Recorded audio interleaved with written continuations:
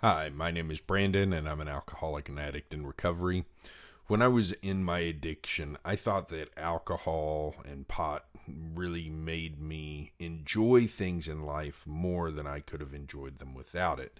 In fact, I felt like things like music, watching movies, playing video games, even being with other people, all these things were enhanced by drugs and by feelings of intoxication.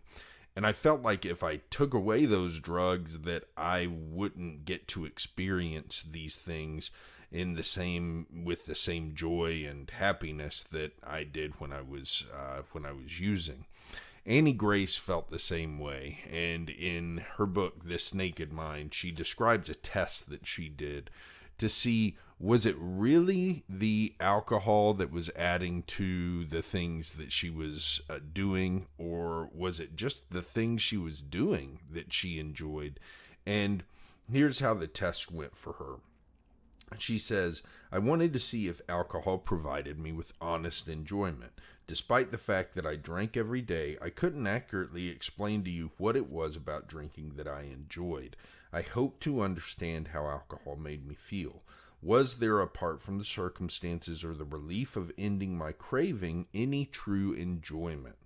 I did this at home alone. It wouldn't be a fair test around friends who actually made me happy, and I couldn't be out at some sort of event that would have made me happy. I made a video of the experience so I could objectively view myself later. I opened a bottle of wine and drank it. At first I felt I had a tipsy, lightheaded feeling, like blood rushing to my head. I was a little off balance. It didn't feel all that great, but was the most pleasant part of the experience. This feeling came and went in less than 20 minutes. Eventually I got drunk and sat down to tell the camera exactly how I felt. Out of it, like my vision was narrowing and the walls were closing in on me. I felt much less capable of doing the things I had planned for the evening, like reading or writing. Before the experiment, I thought as soon as I got a buzz, I would want to do something fun, like go in the hot tub or play video games. I thought I would want to capitalize on and enjoy the feeling. I had no desire to do anything. I had zero energy, and nothing sounded like fun. It wasn't bad, but I couldn't say it was fun. It was more like everything got a bit soft around the edges, a bit less sharp, less real. I had a hard time putting my thoughts together and communicating. I was horrified when I watched the video. I had slowly transformed from my generally energetic, confident, and happy self to a complete idiot. Alcohol stole my smarts. I sounded so dumb. I was shocked and embarrassed. I didn't expect it to be so bad. I knew talking to someone who has been drinking can be painful, but I had been certain I was funnier, wittier, and more fun to be around when I was drunk. My perception was completely out of sync with reality. I thought I was making great jokes on camera. I wasn't. So what she describes is that she figured when she got drunk, she would have the desire to do some fun things to actually enjoy it. She says that's actually not the case. And I have been there so many times where I came home from a day at work and expected that I would start drinking and really get this rush of energy to do fun stuff that I felt was enhanced by the alcohol. And in reality, what I was doing was seeking an end to the craving that I was feeling for alcohol. So seeking the relief from that craving. And then once I got it, I got tired and mushy is the best word I can think of to describe it, and just didn't really feel like doing much of anything at all. I can remember so many nights where I expected to come home and stay up till the wee hours of the morning doing something totally fun, and instead was drunk and in bed by 9 o'clock because I just didn't have any energy at all. And that's kind of what alcohol does. One of the things that kept me drinking and smoking pot for so long in my life was that I was genuinely concerned that the things that I love in life, art, music, good movies, and even video games would not be as enjoyable without the interference of alcohol or drugs. I felt like these things were enhanced by being high, by being drunk, because in my early use, I had novel experiences of music, movies, things like that, while I was under the influence. And so, but what I found was that when I got sober, one of the things that I did right when I got sober was I started listening to music again. And it was like a whole new experience. I started hearing things that I had never heard before.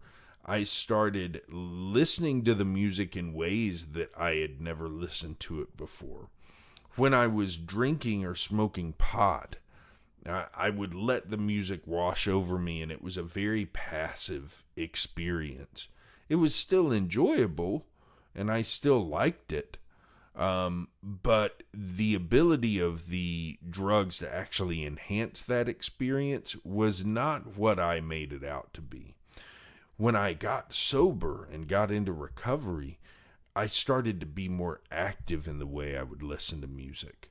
And I would I look for different things in the music, and I would find myself the first time I listened to a song hearing it one way, and the second time hearing it another way.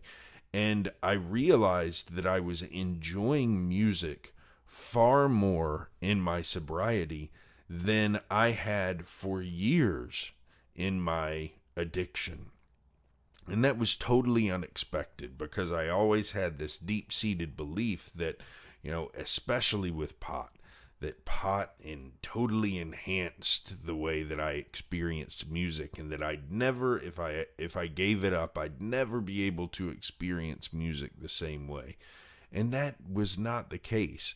And in fact, with things like good art, good movies, my experience has been all the more enhanced by being sober and coming to that experience with a full mind, with a sharper mind, and with a mind that can look at things with a little bit more precision than I ever could when I was under the influence.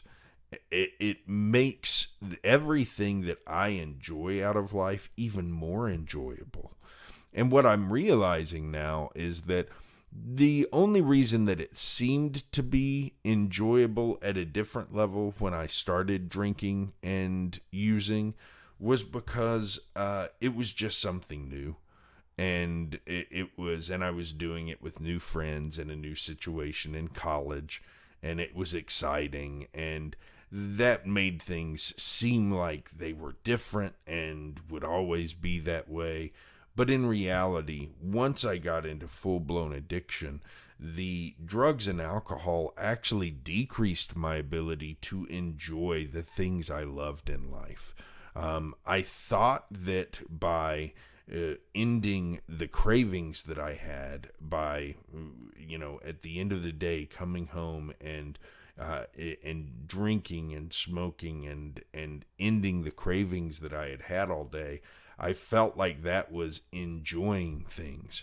But in reality, it was just contributing to a cycle that took away from my ability to really enjoy life.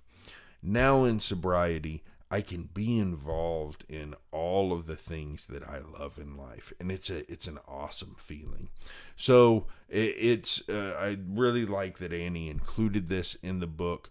It's been an important realization for me that the things that I love that I thought I would never love again if I took away alcohol and drugs from my life, my love for them is deeper now that alcohol and drugs are gone.